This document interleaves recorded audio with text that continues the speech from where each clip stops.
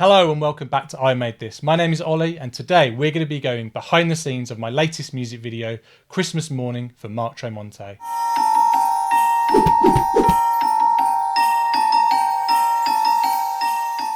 Yes, I know it's only November, but hang on, can you hear that? It sounds like the Pogues, followed by Chris Rea, Cliff Richard, Mariah Carey. You know what that means. Christmas is just round the corner. And speaking of Christmas, my latest music video for Mark Tremonti came out the other day called Christmas Morning. And if you don't know who Mark Tremonti is, he's a guitarist predominantly known for heavy rock and metal bands such as Creed and Alter Bridge. But recently he's taken a bit of a left turn and he's done a proper old-fashioned Christmas crooner album in the style of Bing Crosby and Frank Sinatra. And I've been tasked with creating a music video for one of his original pen songs called Christmas Morning. Now, much like Mark, who's known for a completely different genre of music, I'm known for a completely different style of music video. Ones with blood, guts, slime, monsters and aliens. So to say I was out of my comfort zone on this video is a little bit of an understatement. Having said that, I am a massive fan of Christmas. I love Christmas movies, Christmas music, and I especially love those old 1960s and 70s proper Americana Rankin and Bass Christmas specials. So as soon as I was approached to make the music video, I knew exactly what I wanted to make. I wanted to make something that invokes the feelings of one of those old Christmas specials. Something that was warm, timeless and wholesome. That kind of invoked traditional American Christmas. And as soon as I told this idea to Mark and his people, they absolutely loved the idea and sent me to work on it straight away. So with this video, we're going to be going through the entire process from the pre-production, doing the storyboards, the characters, the sets and the props, through to production, doing all the animation, and then post-production where I'm going to be showing you how I do some of the visual effects. And yeah, so without further ado, let's see how I got on. So as with all my narrative-based music videos, I always start off with a storyboard, and that's before I've done any design work, and it's purely for the fact that it lets everybody involved with the video know exactly what I intend to make, be it the artist or the management, and that if there's any changes needed, it can be sorted out in the pre-production phase before I've even started production, making characters and sets and things like that. I did about 14 pages of storyboards, as you can see here. I probably over storyboard, but I do that so that Brandon, when he comes to doing the animatic, has a little bit more freedom and a bit more creative license while putting it together. So it's not just like a monotonous process for him, and it's not just copy and paste. He can put a little bit more thought into it when he's like helping tell the story of the music video. And as you can see, on the left you've got the animatic, and on the right you've got the finished video.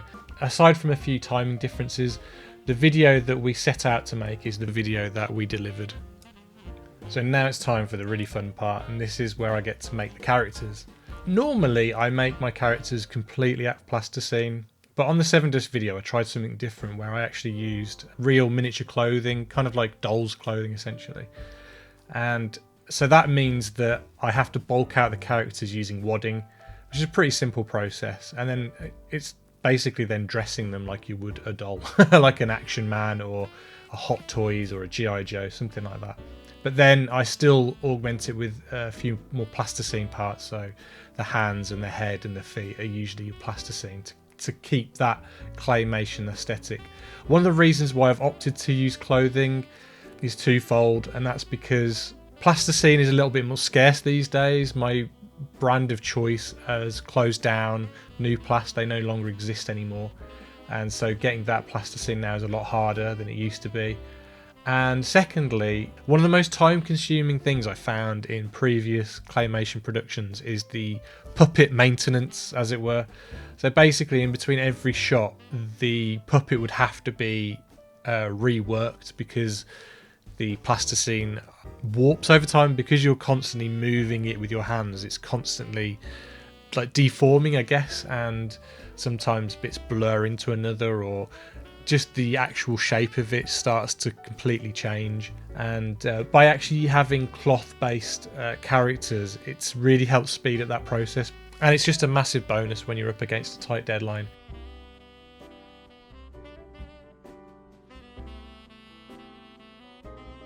And also, as you can see, I made a second body for Mark when he wakes up earlier on in the video, when he's in his sweatpants and dressing gown. So for Santa, I did the exact same process as for Mark. I managed to find a 1/6 scale Santa Claus outfit. It was a little bit baggier, so I had to kind of take it in a little bit. And as you can see, I put some wire in the top of his head, which looks weird, but once you put the hat on top of it and pull it down, it means that I can kind of manipulate the hat, so if the wind's blowing, I can animate the hat blowing. And I also made some glasses using cut-offs from a glue gun stick and a little bit of aluminium wire. So now I'm just making the reindeer, and I cobbled together various different armatures to make the skeleton of the reindeer. And now I'm just filling it out with lots and lots of plasticine. It ended up being quite heavy. You wouldn't want to throw this at someone. And I just made some FIMO antlers there and used some beads for eyes. And I think they turned out really well, actually. I was really pleased with how the reindeer turned out. So now I've moved on to making Santa's sleigh. And they're made from foam board and cardboard, and then using a bit of this air drying foam clay around the edges, because I'm not always the neatest at cutting foam board, and it just helps neaten it up. And then I made some seats and covered them in like a red pleather. I also made a 1/18th scale version as well. The main one is actually in 1/6 scale, and then just painting it red. I have to do several coats because red for some reason is always a pain to cover, and then doing some gold trims. And then top it off with the actual sledges, and those are from Hobbycraft, and it's on an actual wooden sledge that I cut them off and glued them onto my sledge. So I wanted the video to start off with like quite an epic shot, panning down from the sky into like a big street view, with lots of houses, with lots of Christmas lights and street lights and snow and things like that. So that meant I had to make around 12 little houses, and I essentially made the same house 12 times, but just did different windows, different garages, and different chimney pots and different colours of doors and things like that, just to kind of mix it up a little bit. I found these little tiny matchbox cars as well, and then lit the houses from underneath, and I think it looked really cool. And especially when you add the miniature snow and the fairy lights, it really adds to that kind of wintry Christmas feel, I think. And the tops of the houses were just covered in fuzzy felt, which I then applied some more fake snow on top of it, just to kind of give it that like crunchy, fluffy snow effect. Here I'm just planning out the movement of the first shot. This is just a test pass, so you can see me in the background, filling out the green screen in the background. And then this was another pass where it's just a light pass that you can put over the top of the finished shot. It just makes the lights even brighter. So here I'm just sucking up the snow so that it doesn't go to waste and I can reuse it on another set later on down the road. This is the exterior of Mark's house. This is in 1/18th scale, I believe. Just bought a toy car and covered that in snow as well. just lathering on that snow, just piling it on. Yeah, and I think it looks quite fun. And here I'm just capturing the first shot of Mark's house, which is a zoom into the house. We actually didn't use this shot in the video, so I thought I'd put it in this little behind the scenes for prosperity. And everything is in camera except for the snow, which is in the foreground. That's just like a green screen element, but everything else is in camera. So now moving on to the rooftop of this set, and I actually had to make some miniature reindeer to go with the miniature sleigh. And I think they turned out really cool actually, and I think side by side with the larger ones, they look pretty spot on, I think. And here I am actually doing a composite of one of the rooftop shots. And as you can see, there's a lot of work that goes into this, like removing the green screen and adding background elements. Here I'm just adding the sky, which is a large plasticine element, so it kind of keeps that claymation aesthetic. And here's some claymation trees that I kind of put in the background, and I also the colour to give it a little bit more depth. I add a moon in the background and some clouds. I also have to motion track the movement as well, so that the clouds and the moon and the sky and the trees all move with the actual camera movement, and also adding some snow elements and a glow to kind of unify the whole shot. And I think in total it probably took me about an hour and a half to do this 1 3-second shot. So this is not the final shot that was in the music video, this is just one that I did just to kind of show you guys the processes that you have to go through to do a completed green screen shot with camera movement and things like that. So now we're moving on to the interior of Mark's house, mainly the living room. I first start off by doing the flooring, and this is kind of like a lino that you can buy from Hobbycraft. Normally I buy this one from the pound shop, which is a lot cheaper, but this is a lot more durable. So if you're gluing your characters down onto it, you can actually pull them off without it ripping off the foam board, and it's really, really helpful. Just making some stuff for the living room now. First of all, you saw a fireplace, now you're seeing the settee, which I kind of fettle away to kind of make it a little bit smoother. Later on I'll cover this in fuzzy felt, and just kind of getting a layout of the room now. As you can see, I also made a TV and a TV stand as well. And I also make these little foam board locks that kind of lock in the top of the set. So I've actually decorated the room like you would a normal room, but using Christmas wrapping paper. I also made the door on a hinge so it could be opened and closed. I've also worked on the TV, and I wanted to make it a little bit vintage, so I kind of made it like one of those wooden panel TVs from the 70s and 80s, and just painted up the TV stand there as well as fabricating the chairs. I also made a single chair as well, just to kind of fill out the room a little bit. So here I am putting the room together, and as you can see, it's modular, so I can kind of remove walls as and when I need to get various different camera angles. I also made a mini VCR player and a games console, and bought a little miniature 1/6 scale guitar. I also made a little table to put the milk and cookies on, as well as a fire guard and several stockings and a Christmas tree. Also made a clock and some little Christmas cards. And here's a better look at some of the things in the room. There's a family portrait there. There's the miniature guitar, the Christmas tree again, which is just made out of a cone and fuzzy felt and some little decorations I found at the hobby store. As you can see, the layout of the room's a little bit different here because I was playing around with how the room should look. And this is the very first shot I did with Mark in the house, and I think it looked really good. I was really pleased with how this looked. And just to prove that I use DVDs as tripods sometimes just to get a close-up shot. So I don't do everything in chronological order. So if there's a scene that happens later on in the living room, I'll do that at the same time, just so I'm not wasting time setting up and dismantling and then setting back up the same set over and over and over again.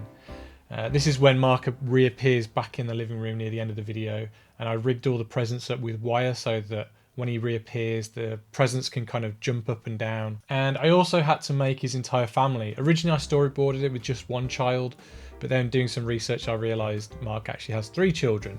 So I contacted the management and I said, do you think Mark would like all of his children in? And it turns out that was really important to Mark, that he wanted his whole family in the video. So I made his 2 sons, his daughter and his wife as well. In fact, one of my favourite shots in the video is the shot of the children opening their presents, and then it pans out into the street and then it pans up to the end of the video. I was really pleased with how that turned out.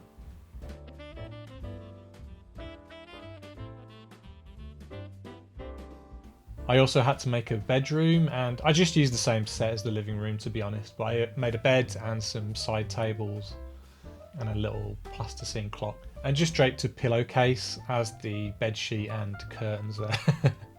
And here I am just animating Mark waking up all of a sudden when he hears the clatter from Santa's scroll hitting his porch. And using the program Dragon Frame, which I used to animate with, it's just fantastic use of being able to see what you're working on in real time, and using onion skin so that you can kind of see the previous shot over the current shot and making sure that it all aligns perfectly. So I also had to make another version of the outside of Mark's house, this time in 1/6 scale. This is because he has to open the door and find Santa's scroll on his porch. If you notice, this house resembles the Home Alone house, and that's because I'm a massive fan of Home Alone, and I thought it'd be really fun just to reference that film within this music video. I used tracing paper behind the windows just to diffuse the light a little bit, and I had to make a makeshift hallway, and I just cobbled it together using bits of cut off lino and a bit of the living room set. And the wreath on the door is actually a cake decoration that I bought from a craft store, and I also put the door on an actual hinge so it can open and close. Not only did I have to make a small miniature scroll for Mark to carry around, I also made a full-scale life-size scroll with a life-size hand and arm, which is actually a towel wrapped around a pole. And I used some of my friends' names on the Christmas list, as well as Tim's family and his management. So now I'm moving on to Santa's workshop, which I have to make the exterior and interior of. And I start off by creating wooden panels, which I just do freehand, just so it kind of has a bit more of a natural look to it. And then I place them all down to create the walls, and then I start to texture them, and I use that using various different methods like rolling this barrel on it and also etching in wooden panels and lines onto the actual foam board. And I think it looks really, really good. It takes a lot of effort and a lot of time, but I think it's well worth it.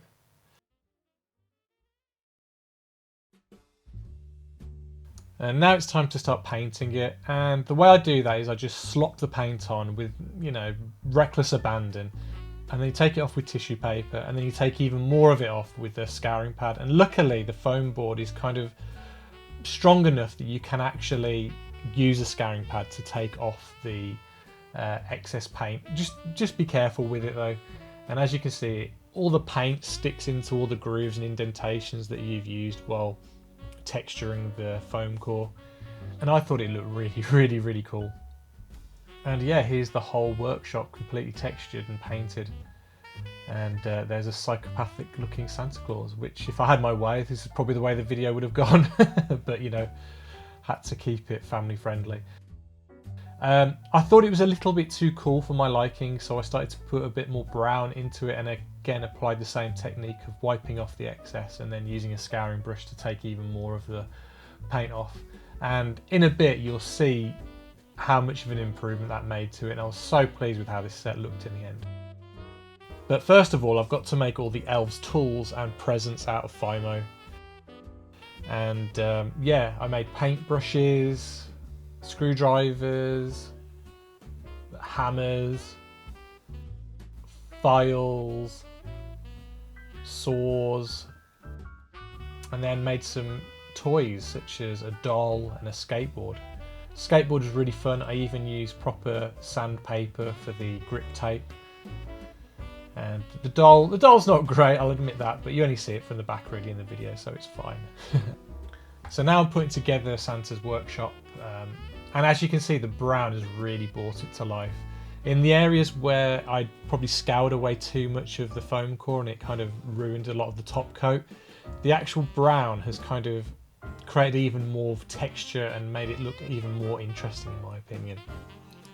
And now I'm just decorating the elves' workstations with wrapping paper, toolboxes, presents, paint pots, planks of wood, anything I could think of. I even made little toolboxes to keep all their tools in, as well as making letters to Santa that the elves could read so they know what presents to make. So here I am animating the elves working on their presents as Mark makes his way into the workshop. I use cocktail sticks to manoeuvre the eyes around, and here I am just making Mark blink. So these next couple of shots are actually inside of Santa's office, and I just used the same set. But here I actually cut up an old pair of shorts to make it look as if it was the inside of Santa's sack, and then Santa's looking for his scroll inside of it. And then the next shot is in fact a special effects shot, because I have to make it look as if the presents are flying outside of the sack while Santa is like head deep inside of it, like looking for his scroll. And as you can see, I've made like a rudimentary armature just using some plasticine and wire to make it as if the presents are flying out of the sack. But I wanted this shot to move as if it's revealing Santa throwing the presents outside of the sack. And I used my motion control slider and do two passes. One which has no animation, it's almost like what you call a clean plate. And then the second one has the animation with his feet kicking and the presents being thrown with the armature. But I need to remove that armature to maintain the illusion of it looking like Santa's throwing them. So in a program such as Adobe After Effects, I can use what's called a mask, and basically it's a way of cutting out objects that you don't want. But what I have to do is I have to then place the plate, the clean plate version of the shot underneath it, so that it reveals just like an empty space behind it. The only thing you've got to be careful of is shadows, and make sure that you retain the shadows of the present hitting the floor, because that's what helps sell the effect. So now here is Santa's workshop, the miniature. This is in 1/18th scale, I believe. And I made it in the exact same way as I did the interior, by making hand-free cut panels, which I then textured and then painted and then wiped off, and did all that stuff to it. And here it is in situ. I used wadding on the floor to make the mass terrain of snow. I used salad bowls and things like that underneath it to kind of create the terrain, like the raised areas. I decorated it with more trees, a snowman, and like a little pool of ice. So I didn't have enough space to create massive woodland terrain sets for the walking sequences within the video. What I had to do was create miniature sets, which I recorded on my motion control slider to give it a bit of movement and a bit of depth. And then I would have to then composite green screen shots of Mark walking, which I'll do at a later date, on top of, to create the illusion of Mark making his way towards the North Pole. It'll all make sense a bit later on, trust me. There is a jazzy sax kind of solo part of the song, which I thought would be fun to have like a little band fronted by a snowman playing the sax, a seal playing the double bass. I also did a penguin playing the piano, but as you'll see in the final shot, I caught the shadow of the camera in the actual shot, and to me it just didn't look quite right, so we cut it from the video. But I thought, just for prosperity, we'll put it in this little making of documentary so you can see it. And it's not that great anyway.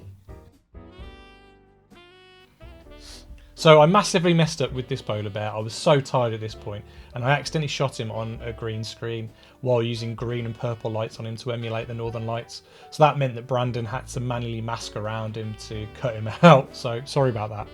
I also made this North Pole pole. It's hardly featured in the video, so I just wanted to give its due here and just show it off a little bit in the making of. Here I'm drawing the path of movement that the ice skating elf will make. And then what I do is I then punch holes through the surface of the tracing paper ice into foam underneath. And then when I place the elf in the stick through it, it will hold him in place. So here I'm doing the walk cycles with Mark. This is the side profile shot. I'm not the best at doing walk cycles. I try to avoid them as best as I can in videos, but if you're doing a video where someone has to travel somewhere, you have to show them walking, don't you? And I don't think I did too bad a job, to be honest. He's on a rig which you can kind of move up and down, so you can get that bobbing motion of the head moving up and down. I find it really hard to add character into walking, and it's the one thing I'm going to work on more as time goes on, because it's a skill set I really need to kind of hone.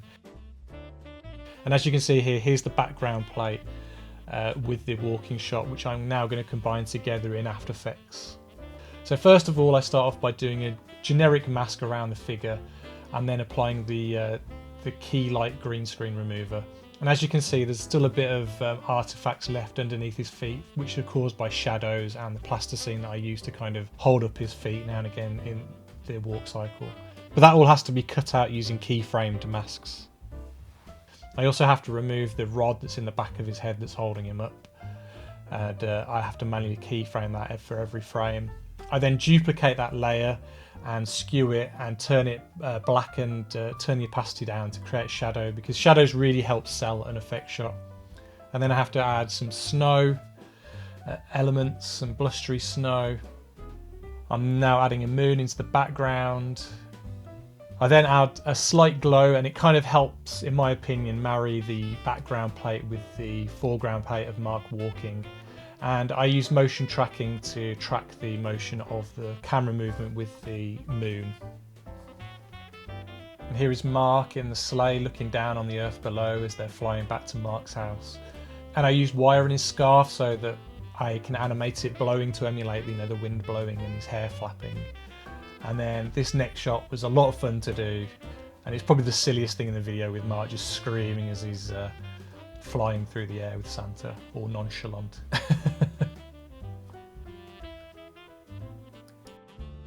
So yeah, I think that about wraps it up. I've probably bored you all to death, me rambling on about Claymation now for the past 20 odd minutes, but I thought it'd be fun just to have a little look at some turnarounds of the characters I made for the video.